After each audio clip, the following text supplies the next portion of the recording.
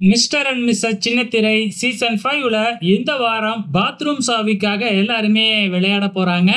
தட்டுறோம், தூக்குறோம் அப்படிங்கிற மாதிரி ரவுண்டோட பேரை வச்சிருக்கிறாங்க.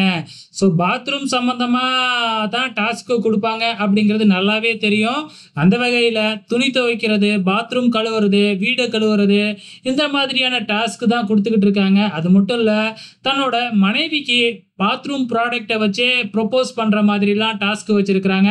பினாயில வச்சு ப்ரொபோஸ் பண்ற மாதிரி, அதுக்கப்புறம் பாத்ரூம் செப்பல வச்சு ப்ரொபோஸ் பண்ற மாதிரி, இந்த மாதிரியான ப்ராப்பர்ட்டீஸ்லாம் யார் யாருக்கு என்னென்ன வருதோ அதெல்லாம் வச்சு ப்ரொபோஸ் பண்ணணும் அப்படிங்கிற மாதிரி வச்சிருக்கிறாங்க.